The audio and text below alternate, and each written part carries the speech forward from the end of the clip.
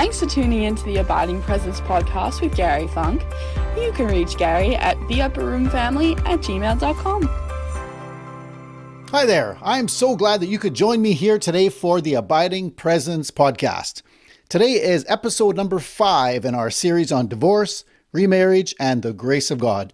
And we are smack dab in the middle of the teachings of Jesus. We've had 2 sessions of searching the scriptures, and we have 2 more to go.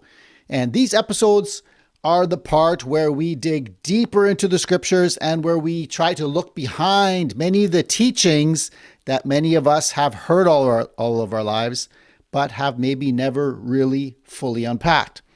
And so my goal, like always, is not going to be to tell you what to think as we unpack this stuff, but to help you think through a few different possibilities and then maybe try to come to a few new conclusions of your own. You might say that I'm trying to create a few pegs for you to hang your hat on, okay? And you get to choose which peg you want to hang your hat on. And as you grow and learn in various areas of your life, you are free to hang your hat on a different peg or to even add some new pegs of your own to this wall. So what I'm saying is that I hope that what you've been processing so far in these podcasts has given you a lot of stuff to think about. And I hope that this whole experience together here will continue to draw new thoughts and new feelings out of your heart. And I want that flow of discovery to continue for you today as a few more things hopefully click into place and as a few new lights come on in your thinking.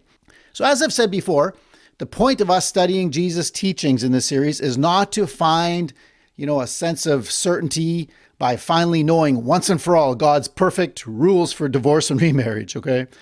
So if that's what you're waiting for, to have someone give you that, you'll be waffling all of your life, because there are sincere people who love the Lord and who study the Bible who still come to different conclusions when they read the very same teachings of Jesus that we are reading. That's just the way it is. It's actually always been that way, and it will always be that way when you're dealing with matters of faith and truth. Now, because I know that there are very smart people with good hearts who are going to see things quite differently than I do, and I am totally okay with that. Some people who hear this podcast might get a little upset, while others might cry tears of joy and relief when they finally hear words that are giving expression to feelings in their hearts that may never have found the language to be expressed. And so the key issue for me is that grace and truth must be kept front and center. And it's important to me that this message lands softly in every heart that has already been made ready by the Lord to hear this teaching. I've heard teachers teach this topic with grace and compassion, and I've heard many more take a very different approach. Some teachers are saying that if you don't agree with them, that makes you a deluded heretic who doesn't believe anything in the Bible. So what approach do you think is more convincing when you're looking to learn and to grow in an area of your faith? Is arrogance and, dogmatic certainty, is that the kind of tone that convinces you of the truth? Or does your heart open up to truth much more easily when it's presented with a more gracious confidence and with a humble curiosity that also welcomes your questions and invites discussion? So as you're listening to this, one of my prayers for you is that the Holy Spirit causes the aroma of Christ to fill the space that you're in right now. And if you're on a recovery journey from divorce yourself, I especially want you to find a peace that is based on the truth of who Jesus says you are, which you will discover, by the way, in his abiding presence. Ultimately, I would love to have you know this truth so well that it becomes burned into your heart, as you might call it, as your unchangeable identity. I've seen this happen right before my own eyes in people's lives who are dealing with the worst possible stuff that life can throw at them. And so this is why I'm digging into the teachings of Jesus. Understanding his heart for you and for me, that's what our spiritual life and survival depend upon. So with that, let's dive into the deep end of this huge pool of grace and truth now, shall we?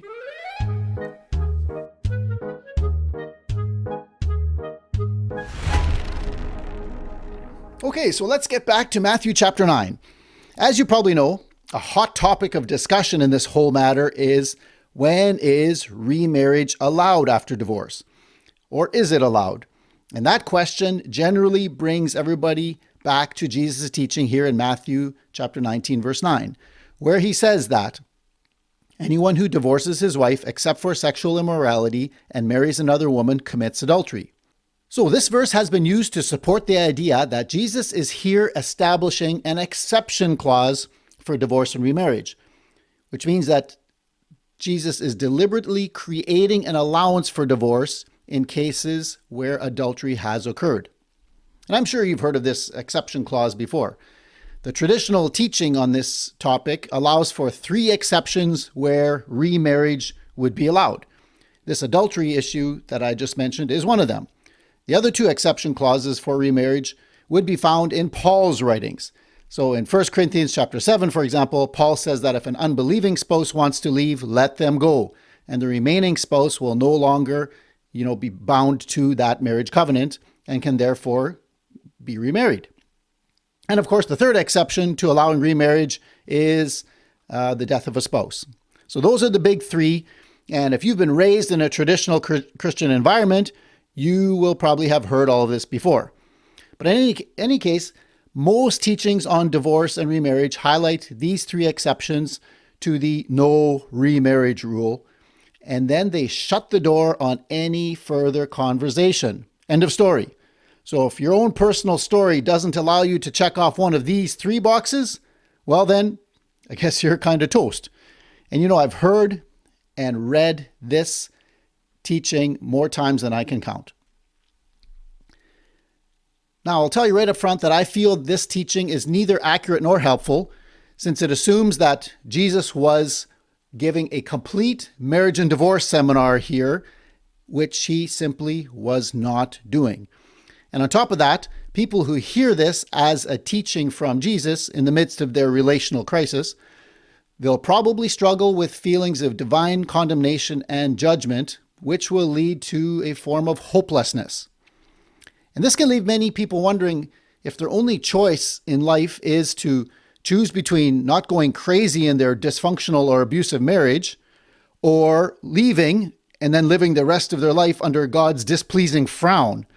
Now, that's a terrible place to put people, especially when the grace and truth of Jesus and the Father's heart are always all about redemption and restoration. This seems to get lost in the mess. And I can tell you from experience that when a young divorced mom hears these 3 so-called rules for remarriage, and she realizes that her own situation disqualifies her in God's eyes from ever experiencing the joy of a happy, loving marriage, she doesn't only feel hopeless, but she also gets fearful and anxious that God may have written her off as some second-rate human being or something like that.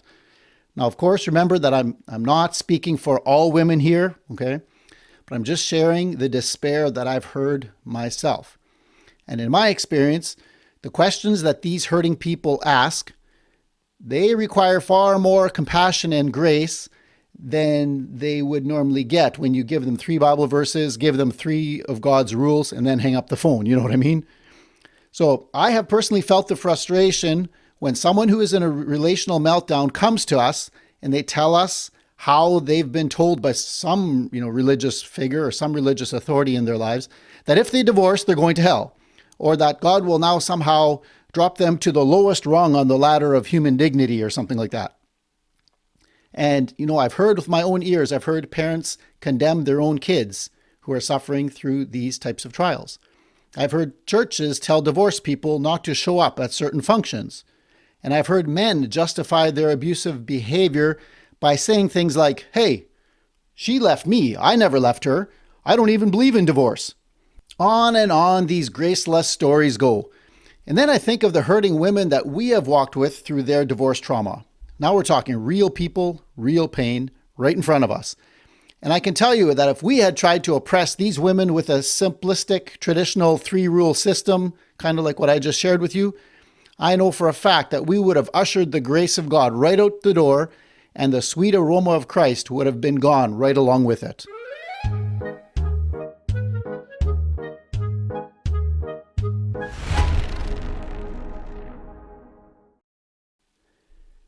And so, getting back to Matthew chapter 19, there we read, anyone who divorces his wife except for sexual immorality and marries another woman commits adultery. So, let me tell you right up front that I do not believe that Jesus was making an exception clause here for adultery specifically, and I'll explain to you why I believe that to be the case. Here's one thing that I think Jesus was doing. Remember that Jesus is challenging the Pharisees who came to trap him, and he's responding to their practice of any cause divorce and how they like to hide behind the laws of Moses to allow men to trade their wives and discard these precious souls basically as they please. And I think that there are several other ways to understand this verse, and I want to share two of them with you so that you can think them over and see how they land with you. And I think this is going to be fun. So stick with me here. So one valid way of understanding this verse would be to understand that the two phrases that we read, the man who divorces his wife and marries another woman, that these two phrases belong together as one continuous action. And this becomes more clear in both Mark and in Luke, where they simply read, anyone who divorces his wife and marries another woman commits adultery. There it's more clear, right? The divorce and the remarriage that is being described here is one continuous action. The divorce that's being carried out by the man is being done with the intention of marrying another woman, okay? So before he's left his first marriage, he's already got a second woman in his sights. And remember, the context is any cause divorce. Make sure that that doesn't leave you whenever you're reading anything that Jesus says about this matter. That's always the context. Jesus is not talking about a divorce that happens when a marriage relationship has been, dead for years, or when there are addictions tearing the relationship apart, or when there is abuse of any kind destroying the home. That is not what Jesus is addressing here. What Jesus is telling these men is that their practice of trading in their wives for prettier models, that makes them guilty of adultery. These men are 100% guilty of adultery before God, and there is no law of Moses that they can hide behind to remove the guilt that rests upon them. So the idea really would be captured better if you read it as anyone who divorces his wife in order to marry another woman commits adultery. That would kind of be the intent behind this understanding of this verse. And I would have to say that this understanding is completely consistent with the larger context, and it still packs the full punch that Jesus wanted these Pharisee guys to feel. And I would also say that this understanding of this verse has a similar application to our lives today as well. I mean, think about it. I think it's pretty obvious that if I divorce my wife in order to marry another woman, I am 100% in the wrong on every level. I have violated my marriage covenant, and I am responsible for the sin of adultery, not my wife. So then let's add in this exception clause back in Matthew, and where it reads, anyone who divorces his wife, except for sexual immorality, and marries another woman, commits adultery.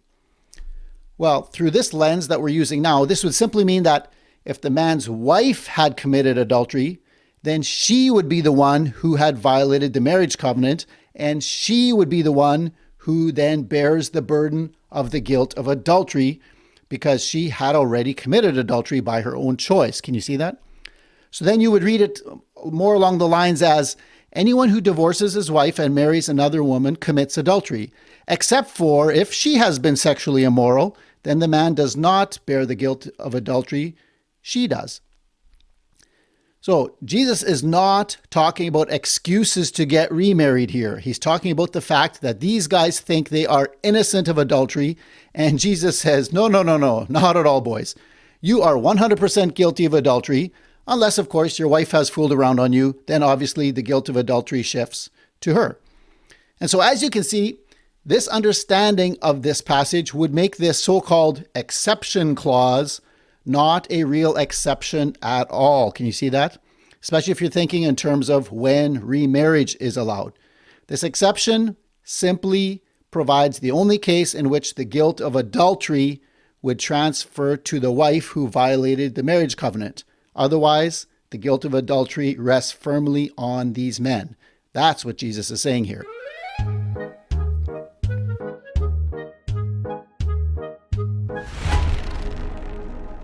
But there's another way of understanding these verses on the teachings of Jesus about divorce, and this second understanding will take a little longer to unpack. And you may like both understandings, and you may be able to hold them both at the same time and benefit from seeing both perspectives. So that's fine. This is not an either or thing. Take them both and cook them together and see what you come up with. And I know this is certainly true for me because I like both of these understandings, which is why I'm sharing them with you. So we've already mentioned that there was a common practice among Jewish men to put away their wives or to send away their wives without a certificate of divorce. And we talked about that in our time spent with Moses there a few sessions ago. And history tells us that there could have been financial reasons why they did this. And if you do some research, you'll find that the Jewish ketubah, which is the marriage contract of those days, included a ketubah payment clause if a man formally divorced his wife. So maybe there was a few bucks at risk here if he did a formal divorce. I'm not sure. But either way, men were putting away their wives and conveniently ignoring the formalities that were required to go along with a proper divorce. Now, remember that in our last session, we highlighted those two Hebrew words, shalach and kerethuth. And you might remember that shalach meant to send away or to put away, and kerethuth meant divorcement or the legal certificate of divorce. Well, it should come as no surprise to us then that in the New Testament Greek, there are also two separate Greek words used to describe the exact same realities. The Greek word used in these New Testament passage, in most of these passages where you see the word divorce, is the word apoluo. And that means to send away or to put away or to dismiss. And it would exactly correspond with the Hebrew word shalach. And then there's the Greek word apostasion, which is the word that is translated as divorce. And it's the word that we see here when the term certificate of divorce is mentioned. And this word corresponds to the Hebrew word kerethuth that we saw way back when we were studying Deuteronomy. And so the word that's translated as divorce in many English translations comes from the Greek word apoluo, which technically means send away or put away, and it may or may not actually refer to the whole formalized divorce process. Some argue that it does, some say that it doesn't. The traditional view says that the difference between these two Greek words, apoluo and apostasion, and those Hebrew words, shalach and kerethuth, is completely meaningless, and that our English word divorce is all we should be reading. Now, this view that I'm unpacking here would say, wait a minute, not so fast. If there are two distinct Hebrew or Greek words being used, then we better ask why and explore fully what the implications of all that might be for our understanding. Now, me personally, I think this is eye-opening stuff, but you have to be willing to put on a new pair of glasses to be able to see this. And, believe it or not, you might really raise your eyebrows when you look at the older, more literal translations like the King James Version or the American Standard Version or the Literal Standard Version, and there's at least two more that I read. And you might find it interesting that they all translate this word apoluo as put away and not divorce. I mean, listen to this. And the Pharisees came to him, tempting him, and saying to him, "Is it lawful for a man to put away his wife for every cause?" And so put away that you heard me read here is translated from that Greek word, apoluo, and it's the same word that Jesus uses in his reply to them in verse 9. And let me read that to you from the American Standard Version. And Jesus says there, "And I say unto you, whosoever shall put away his wife, except for fornication, and shall marry another, commits adultery. And he that marries her when she has been put away, commits adultery." Now, if you put this together with what we already talked about from the law of Moses back in Deuteronomy, we have a few brand new dots to connect here, my friends. We know that men putting away or sending away their wives was a violation of the marriage covenant. The certificate of divorce was never intended, to make this sending away okay. These men were always wrong in sending away their wives because it always came from a place of hard-heartedness. Jesus makes that clear. That's why you guys were doing what you're doing. Your hearts are hard. So this concession of issuing divorce certificates was not to make the men's practice okay. It was simply to give these poor women some kind of protection so that they could be 100% free to move on with their lives and get married instead of getting sold into slavery or getting forced into prostitution or starvation or something like that. So if we understand this passage in this new light, then Jesus was not condemning or overturning this Old Testament provision of divorce and remarriage that Moses allowed for, but rather he was condemning the putting away of wives that was being done without just cause, which is violating the marriage covenant. And then he was condemning their practice of not setting their wives free with the required certificate of divorce. So if you read verse 9 through this lens, the same verse I just read you, whosoever shall put away his wife, except for fornication, and shall marry another, commits adultery. And he that marries her when she is put away, commits adultery. So from this angle, we can easily see that any man who simply put away his wife in order to marry another, he was guilty of adultery, which is totally consistent with what we gleaned from this previous view that I just shared with you, right? But with this new lens on, there's another layer that appears, and I want you to see this. Any man who simply put away his wife without a certificate of divorce and married another commits adultery. And the reason here would be because she's still married. And the second half would follow the exact same logic, the second half of this verse. Any man who married a woman who was simply put away, but not legally divorced with that required certificate of divorce, such a man was committing adultery. And the answer is the same. It's simply because that woman is still legally married. And this explanation, as far as I can tell, definitely fits well into the first century divorce practices that are really mostly quite unfamiliar to us. But when we understand that that's the culture that Jesus was speaking to, it fits. He wasn't talking about the messy situations that you may be facing right now. Now, that's not to say that Jesus has nothing to say to your situation in all that we're studying here.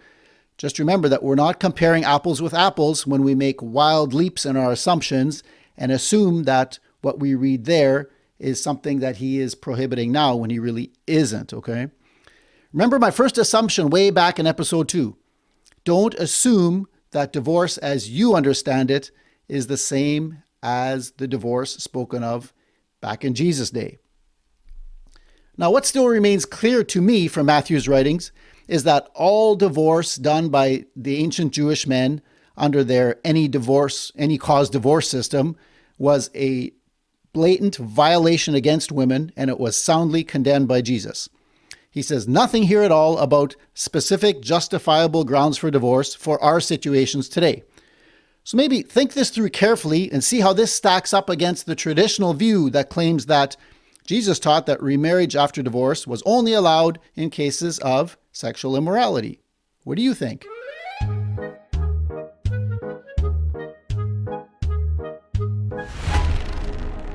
All right, now using this same lens, let's look again at Matthew 5, verse 32 in Jesus' Sermon on the Mount. And here I'm reading from the NIV.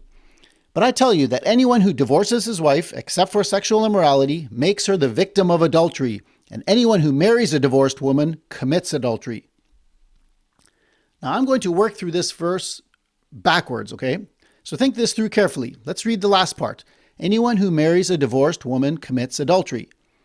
Now, if you just read this in plain English, it would seem to say what many of us have been taught to believe that it says. And that's that anyone marrying a legally divorced woman is committing adultery. And I'm sure that you can see the same thing going on in this verse that we just saw in Matthew chapter 9. I mean, the wording is almost identical, right? And that's that any man in ancient Jewish culture marrying a woman who has been put away is guilty of adultery. And that's because she's still legally married. It's the difference between epoluo and divorce, right? But there's another layer that I want you to see. And here you got to really put your thinking caps on. Jesus is speaking into his first century context. And if what he meant was what we usually read in the English, then Jesus would be forbidding any and all legally divorced women of his day from remarrying. Can you see that? If we take divorce to mean a full legal divorce rather than the putting away that the Greek tells us it means, then Jesus would have been taking a huge step backwards from the law of Moses by saying this. And by backwards, I mean that this understanding would mean that Jesus is removing the protection for women that was established through Moses in the law. Can you see that? Moses commanded all the ancient Jewish men who were sending away their wives without just cause to at least get a certificate of divorce for their wives so that some man could actually come along and marry them and care for them. So if we take this word divorce in our English Bibles at face value, then Jesus would essentially be condemning the divorced women of his day to death, slavery, or prostitution. If you take this verse to mean that any man marrying a divorced woman is committing the sin of adultery, then that's exactly what we are saying Jesus is doing. He's throwing all the divorced women of his day under the bus. Now tell me, does that sound like something that Jesus would say or do to women? Or do you think that reveals the heart of the Father towards the vulnerable and the victims that surrounded Jesus?